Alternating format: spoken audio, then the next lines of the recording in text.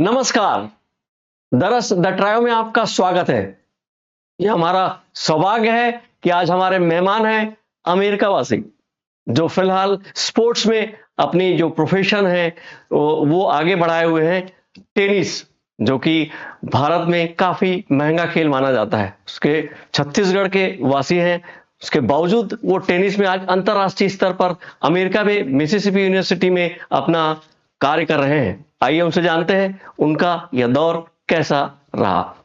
अभिजीत जी, बताएंगे आपकी स्कूली शिक्षा के बाद आपने कैसे आगे?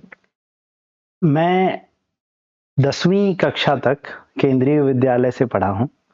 पहले 6वीं कक्षा तक मैं जगदलपुर के केंद्रीय विद्यालय में था और उसके बाद मैं ट्रांसफ़र लेके रायपुर आए थे पापा, तो उसके बाद फिर मैं केंद्रीय विद्यालय यहाँ पे था। 10वीं कक्षा तक मैं यहाँ पे था और उसके बाद मेरी अटेंडेंस काफ़ी शॉर्ट रहती थी, तो उसकी वजह से मुझे ओपन स्कूलिंग करना पड़ा। तो 11th एंड 12th मैंने ओपन स्कूलिंग से किया। उसके बाद मैं अंडर ग्रेजुएट के लिए यूनिवर्सिटी ऑफ सदर्न मिसिसिपी, जहाँ पे आज मैं रहता हूँ। ये आपने जो कहा कि अटेंडेंस शॉर्ट, हाँ, तो ये जरूर खेल के प्रति आपकी जो जी रुचि हाँ, है उसकी वजह से ही होगी। जी तो हाँ। आपने खेल को किस तरीके से, खेल को आपने प्रोफेशन में लिया, उसमें इंटरेस्ट में लिया, उसके बारे में बताएंगे। तो basically as a tennis player मैं 9 साल का जब था, तो उस समय टेनिस में खेलना शुरू किया और उस समय तो थोड़ा समर कैंप्स और छोटे मोटे क्लिनिक्स ही लेता था, ट्रेनिंग करता था। लेकिन धीरे धीरे करते करते जब मैं 13 साल का हुआ, तब मैं पहला नेशनल चैंपियनशिप जीता। तो उसके बाद मेरे पिताजी को लगा कि हाँ, ये इस खेल में आगे बढ़ सकता है, तो काफ़ी मेहनत करना शुरू किए उसके बाद और हम आगे बढ़ते गए। तो मेरा, क्योंकि साल में हमको लगभग 30 हफ्ते कुछ ना कुछ टूर्नामेंट्स खेलने होते हैं। टेनिस में ऐसे कोई ऑफ सीजन नहीं होता है, तो 30 हफ्ते जब हम बाहर खेलते हैं, तो स्कूल्स जो इंडिया के हैं, ट्रेडिशनल स्कूल्स, उनको ये स्पोर्ट्स कल्चर के बारे में ज़्यादा आइडिया नहीं होता है। तो वो उतना ज़्यादा सपोर्टिव तब तक तो नहीं हो सकते हैं जब तक कोई उनका जानकार ना हो। आई वॉज वेरी लकी कि जो मेरी प्रिंसिपल थी उस समय केंद्रीय विद्यालय रायपुर की प्रसन्ना मैडम, वो खुद ही कनाडा के केंद्रीय विद्यालय से ट्रांसफ़र होके आई थी और उनको खेल के बारे में काफ़ी नॉलेज थी। तो 10वीं कक्षा तक तो उन्होंने मुझे बिल्कुल नहीं रोका। वो बोले कि आपको सारे छूट मैं देती हूँ, आपके सारे अटेंडेंस पे मैं साइन करूँगी, आप खेलिए, बस आपका काम ये है कि आप आके एग्ज़ाम पास करेंगे। तो एग्ज़ाम पास करने के लिए मुझे पढ़ना पड़ता था और मुझे पास करना रहता था। अभिजीत भाई, अब मैं रोकना चाहूंगा आपको। बिल्कुल। छत्तीसगढ़ में रहने वाले, छत्तीसगढ़ में वो टेनिस खेल के प्रति उतनी कोई इंटरेस्ट, रुचि नहीं, माहौल नहीं है। आप, मैं जहां तक मैं जानता हूँ, मध्यम वर्गीय परिवार से हैं। टेनिस काफी महंगा खेल, जी। अब इसमें कैसे आप पहुंच गए और आप किस तरीके से बगैर रुकावट के इसको आगे करते रहे? टेनिस के खेल तो डेफिनेटली बहुत ज़्यादा महंगा है। जैसे मैंने आपको बताया अभी कि 30 हफ्ते साल में आपको ट्रैवल करना पड़ता है। तो उसके लिए ऑब्वियसली मेरे पिताजी बहुत ज़्यादा सैक्रिफाइसेस किए हैं। मेरी माताश्री बहुत ज़्यादा सैक्रिफाइसेस, पूरे परिवार, खानदान सब ने बहुत कोशिश की है। उसके साथ-साथ मुझे छत्तीसगढ़ गवर्नमेंट का और बहुत बड़े उद्योगपति लोगों का, उन सब का बहुत सपोर्ट मिला है, including Jindal family, including Indian oil corporations, Adidas, Wilson, Babolat, सारे खेल के भी जो सिस्टम होते हैं, उन सब से मुझे हेल्प मिला है। मुझे इमोशनल सपोर्ट भी बहुत सारा मिला है, बहुत और भी छोटे मोटे साइड से सपोर्ट मिला है, जिनका मैं नाम लेना शुरू करूंगा तो हमारे पास समय कम पड़ जाएगा। मुझे बहुत मदद मिली है लोगों से, और उसके बिना ये चीज़ें होना तो पॉसिबल नहीं था एक मिडिल क्लास फैमिली के लिए। टेनिस अंडर 14, 16, 18 सब में आप चैंपियन, बताएं। तो जब मैं 13 साल का था, जब पहला नेशनल चैंपियनशिप जीता, एक्चुअली मैं उसके 2 साल पहले से और भी टूर्नामेंट्स खेल रहा था, लेकिन मैं कहीं भी इंडियन नेशनल टूर्नामेंट में क्वालिफाई करके मेन ड्रॉ तक नहीं पहुंचा था। और मेन ड्रॉ पहुंचने के बाद आप खेलते हैं और जीतते हैं। मैं मेन ड्रॉ तक नहीं पहुंचा था, तो हमको लगता था कि ठीक है, ये बहुत दिल्ली बहुत दूर है वाली बात थी। लेकिन एक बार जब मैंने पहला टूर्नामेंट जीता, उसके बाद ये सिलसिला रुका नहीं। उसके बाद फिर मैं जीतता गया। अंडर 14 में भी चैंपियनशिप जीता, 16 में भी। अंडर 18 में एक्चुअली मैंने एक बहुत अच्छा काम किया था। मैं एक पहला इंडियन टेनिस प्लेयर हूँ जो clay court and hard court दोनों चैंपियनशिप एक ही साल में मैं पहला व्यक्ति हूँ जो जीता था। तो उसके बाद फिर सारे जो टूर्नामेंट्स थे, मैं उस साल जो 2008 था, उस साल में इंडिया के जो अंडर 18 के चैंपियनशिप था, मैं एक भी मैच नहीं हारा था पूरे साल में। वाह। तो that was also only me who has done that one. So वो बहुत अच्छा रिकॉर्ड था। और उसके बाद फिर अच्छा अभिजीत भाई, ये बताइए कि इंडिया में एक जो ट्रेंड है, जो खिलाड़ी है खेलता है खेलता है खेलता है, एक पोजीशन ऐसा आता है कि अब खेल में वो तो मजबूरी में वो प्रशिक्षक बनता है। ऐसा नहीं है कि अब चेंज हो रहा है, लोग इसमें ध्यान दे रहे हैं, पर अभी तक यही ट्रेंड रहा है, ज्यादातर ऐसा ही होता है। पर आपके बारे में पढ़ा है, मैंने सुना है कि आप बहुत कम उम्र में ही आप कोच बन गए, उसके बारे में। हाँ, बेसिकली मुझे कोचिंग से बहुत ज़्यादा अट्रैक्शन था। मैं बहुत कम उम्र से ही लोगों को सिखाने में ज़्यादा रुचि लेता था, और खुद उस चीज़ को करने में जितना अच्छे से मैं दूसरों के गलतियों को देख पाता था, आप अपने शरीर को देखना उतना आसान नहीं होता है। तो ये चीज़ें मुझे पहले से अच्छी लगती थी, लेकिन धीरे-धीरे करते-करते जब मैं एक ऐसे समय पे आया, मुझे लगा कि मैं टेनिस खिलाड़ी जितना अच्छा बन सकूँगा, उससे कहीं ज़्यादा बेहतर मैं उसका कोच बन सकता हूँ। और बाय चॉइस मैंने वो ट्रांज़िशन किया, और मैं बहुत यंग एज पे एट द एज ऑफ 23 मैं सबसे पहले मेरे एक मेंटोर हैं पॉल डेल, जो न्यूजीलैंड के हैं लेकिन उनका बेस थाईलैंड में है। वो ट्रेनिंग वहाँ पे देते हैं, नेशनल टीम को देते थे पहले ट्रेनिंग। उनके पास टेनिस की कोचिंग सीखने के लिए गया। मैं वहाँ पे 1.5 साल उनके पास था, और टेनिस कैसे सिखाते हैं उसके लिए मैंने ट्रेनिंग ली। क्योंकि एक ये बात है जो हम कम समझते हैं कि टेनिस सिखाना और टेनिस सीखना बहुत अलग-अलग चीज़ें हैं। और जब तक हम टेनिस सीखते हैं, हमको लगता है कि हम ये शॉट मारना सीख गए तो हम दूसरे को भी सिखा सकते हैं, लेकिन ये बहुत अलग बात है। होता ये है कि सीखने और सिखाने में ये सबसे बड़ा अंतर है कि जो व्यक्ति एक शॉट मारना सीख जाता है, वो एक खिलाड़ी है। और जो एक व्यक्ति बाकी 99 शॉट जो नहीं चलते हैं, नहीं लग सकते हैं, जो व्यक्ति वो 99 शॉट को जानता है और जो एक शॉट जानता है, कुल मिला के वो 100 सारे प्रकार के शॉट जानता है। जो नहीं काम करता है और जो काम करता है, वो सब चीज जो जानता है, वो कोच बन पाता है। अभिजीत भाई, आप ये जो ज्यादातर हम हिंदुस्तानी नहीं जानते, अब जानना शुरू होंगे वो अलग बात है, पर नहीं जानते ये एक्सरसाइज साइंस जिसमें आप पारंगत हैं, क्या? एक्सरसाइज साइंस बेसिकली हमारे शरीर के ज्ञान है। हमारे शरीर में हाड़ मांस का ऐसे तो बना हुआ है, लेकिन उससे कहीं ज्यादा हमारे शरीर में होता रहता है।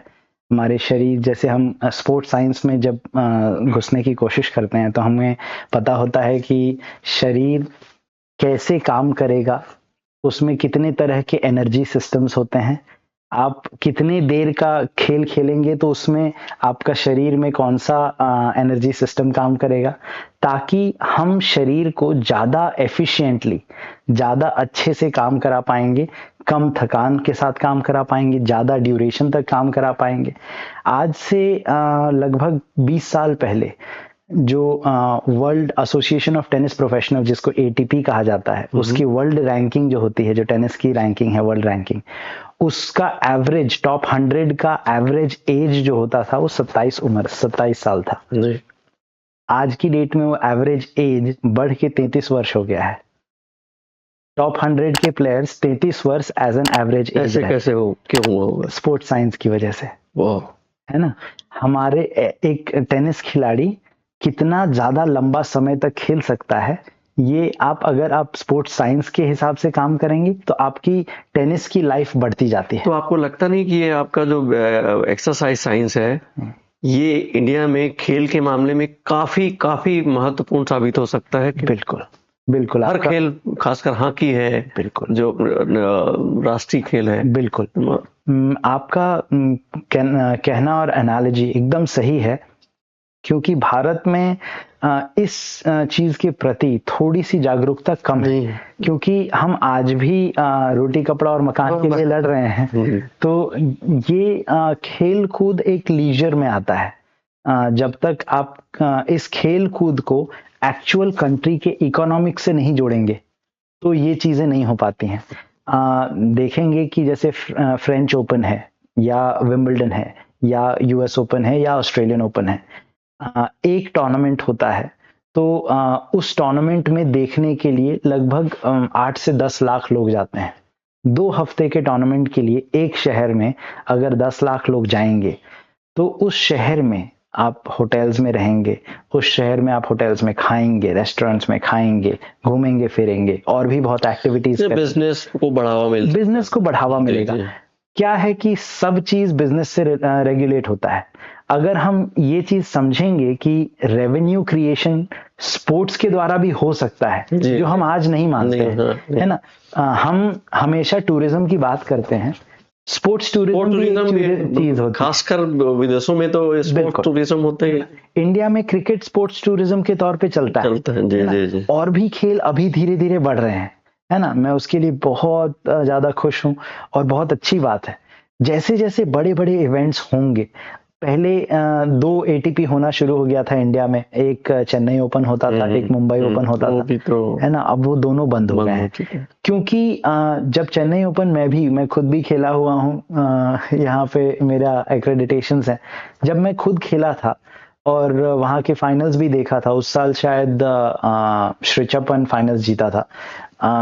मैं जब वहां पे था, फाइनल्स के डे के दिन 50 रुपीज में टिकट मिल रहा था और पूरा स्टेडियम खाली था। ये चीज नहीं हो सकता है। अच्छा अभिजीत भाई, आपने अभी चर्चा के दौरान बताया कि ऑस्ट्रेलियन ओपन, फ्रेंच ओपन और विंबलडन, इसमें आप ऐसे कोच गए हैं, वहां का माहौल आप लगातार जिए हैं, रहे हैं, तो वो उसमें कोई मजेदार वाकया बताइए जो हमारे दर्शकों को पसंद आए। आपने मुझे विश्व स्तर की जितने भी टेनिस खिलाड़ी हैं सब आप मिल चुके हैं, थोड़ा सा वो घटना बताइए। तो घटना सबसे ज्यादा मजेदार था हमारे लिए, जो टूर्नामेंट हम खेले थे वो था विंबलडन 2018 का। मेरे 2 players Divij Sharan and Artem सीटैक। Artem सीटैक New Zealand के हैं और दिविज शरण दिल्ली के हैं। मैं उनके साथ काम करते हुए मुझे हो गया है आई थिंक लगभग 10 साल, और दिविज शरण के साथ मैं आज भी काम करता हूं और वो मेरे काफी क्लोज प्लेयर हैं। तो उनके साथ जब हम टूर्नामेंट में गए, अब हम विंबलडन खेलने से पहले 1 महीना पहले फ्रेंच ओपन होता है, तो फ्रेंच ओपन में एक्चुअली में हमारे पास दूसरा पार्टनर था। हम यूकी भामरी के साथ डबल्स खेल रहे थे फ्रेंच ओपन में, 2018 का फ्रेंच ओपन। तो वो टूर्नामेंट हमारा कुछ अच्छा नहीं गया। हम एक्चुअली में पहला राउंड हार गए थे, हमारे लिए सेटबैक था। लेकिन हम उससे निराश नहीं हुए, हम बाउंस बैक किए। लेकिन हम पार्टनर उस समय हमको बदलना पड़ गया था, क्योंकि यूकी भामरी के कुछ और प्लान्स थे और हमको पार्टनर चेंज करना था। और हमने पार्टनर चेंज करके न्यूजीलैंड के आर्तेम सीटैक से बात की। और उसके बाद जब ये हमारा टूर्नामेंट शुरू हुआ तो पहला उसके फॉलो अप के लिए कुछ पहले टूर्नामेंट्स होते हैं, कुछ प्री टूर्नामेंट्स होते हैं। तो कुछ प्री टूर्नामेंट्स खेले हमने, 3 टूर्नामेंट खेला। तीनों टूर्नामेंट में हम पहले राउंड हार गए, तो हमको ज्यादा कुछ उम्मीद थी नहीं। हमें लग रहा था कि अरे ये तो अच्छा नहीं जा रहा है। लेकिन क्योंकि हमारा कमिटमेंट विंबलडन तक था, तो हम सोच के रखे थे कि नहीं, हम विंबलडन तक तो खेलेंगे ही। विंबलडन में हम एंटर किए और फिर विंबलडन में पहला राउंड हमारा पड़ा। काफी अच्छे टीम थे। आई थिंक एक कोलंबियन और ब्राजीलियन प्लेयर्स थे। बहुत अच्छी टीम थी। वो हमको पहले भी हरा चुकी थी। हम मैच खेलना शुरू किए और पहले 2 सेट हम हार गए और उसके बाद फिर हमारे प्लेयर्स थोड़ा सा ग्रास कोर्ट क्योंकि थोड़ा सा अलग होता है, हाँ जी। लेकिन ग्रास कोर्ट मेरे प्लेयर्स का फेवरेट सरफेस है। मैं थोड़ा सा आश्चर्यचकित था कि मेरे प्लेयर्स उतना अच्छा कैसे नहीं खेल पा रहे हैं, क्योंकि वो उनका फेवरेट सरफेस है। वो 2 सेट्स टू लव डाउन थे। विंबलडन एक ऐसा ग्रैंड स्लैम है जहाँ पे डबल्स भी 5 सेट का होता है। जी। वो 2 सेट्स टू लव डाउन थे, वहां से कम किया और आगे के 3 सेट जीते। और वो हम मैच जीतने के बाद सेकेंड राउंड पे एंटर किए। बहुत ही इनक्रेडिबल मैच था, लगभग 4.5 घंटे का मैच चला। अगला मैच हम खेलने के लिए पूरी तरह से तैयार हुए। जो जो कमियां थी हमारे, वो हम प्रैक्टिस सेशन में जाके उसको पूरा ठीक किए। यूजुअली विंबलडन में ना एक एक दिन का ब्रेक मिलता है, पहला राउंड जीतने के बाद एक दिन ब्रेक, फिर अगला मैच। तो एक दिन, जिस दिन ब्रेक था, हमने उन सारी चीजों पे काम किया जो काम उस दिन नहीं हो पाया था। तो उसके बाद फिर जब हम मैच खेलने गए, अगला मैच फिर से हम 2 सेट्स डाउन थे। फिर से हम वहां से कम बैक करके दोबारा फिर से हम कम बैक करके जीते। और उसके बाद फिर थर्ड राउंड पहुंचे। थर्ड राउंड में हमने वापस देखा, वापस शुरू किए ट्रेनिंग। और उसके बाद फिर थर्ड राउंड फिर से हम 2 सेट डाउन थे, फिर हम जीते। अब हम क्वार्टर फाइनल्स पहुंच गए थे। पिछले 3 बार लगातार 2 सेट डाउन से हम कम बैक करके जीते। और हाँ, अब हम क्वार्टर फाइनल्स पहुंच गए थे। क्वार्टर फाइनल पहुंचने के बाद हमारा मैच पड़ा one of the Bryan brothers. जो ब्रायन ब्रदर्स में एक भाई के शोल्डर में इंजरी हो गई थी, तो एक ब्रायन, जो बॉब ब्रायन था, वो खेल रहा था इनके साथ, जैक सॉक के साथ, जो एक सिंगल्स के खिलाड़ी थे, लेकिन वो काफी अच्छा खेलते हैं। तो उनके साथ पैर करके खेल रहे थे, तो हमारा मैच उनके साथ पड़ा। वो उस समय बेसिकली उस पूरा साल बॉब ब्रायन और जैक स्टॉक साथ में खेल रहे थे। तो उनका जब चल रहा था, तो बेसिकली 3-4 टूर्नामेंट वो लगातार जीते हुए थे। हमारा मैच हुआ, पहला 2 सेट फिर हम हार गए। इस बार लगा कि इस बार तो हम निकालेंगे वापस, क्योंकि अब तो ये आदत हो चुकी है हमको। तो हमने तीसरा सेट हम फिर से जीत गए। तो मुझे लगा कि बस ये तो आम बात है, जीत ही रहे हैं। चौथा सेट भी हम जीतने वाले थे। 6-5 हम अप थे। आरतेम का सर्व था, काफी क्लोज मैच चल रहा था।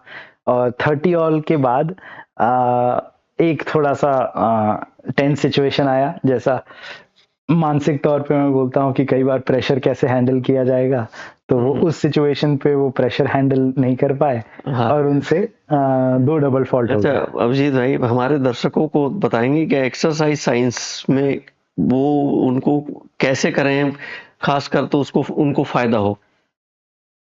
एक्सरसाइज साइंस बेसिकली आपको ये बताता है कि आपको कितना वर्जिश करना है, ताकि आपका शरीर एक अमूमन तौर पे फिट रहे। हमारा दिल बेसिकली सबसे इम्पोर्टेंट चीज है। हमारा दिल जितनी ज्यादा धड़केगा, जितनी तेजी से धड़केगा, हमारे लिए उतना खतरा होता है।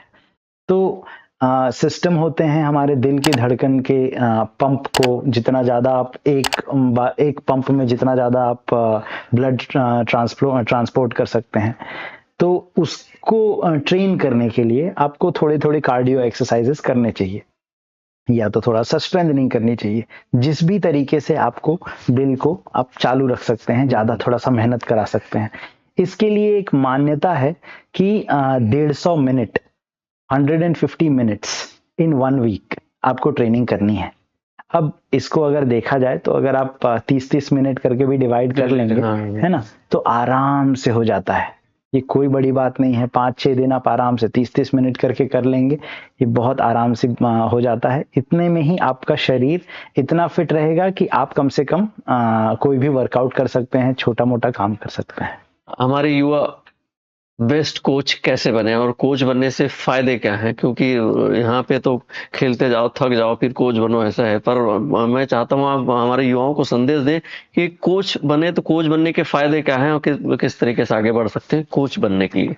कोच बनने का सबसे बढ़िया फायदा मैं आपको एक अमूमन तौर पे ये बता सकता हूँ, और ये सारे उन एस्पायरिंग कोचेस के लिए है, कि एक आम कोच की जो दिनचर्या होती है, वो 4 से 6 घंटे का काम होता है और उतने में आप किसी भी एक आज की डेट के भारत के इंजीनियर से आप ज़्यादा कमाते हैं।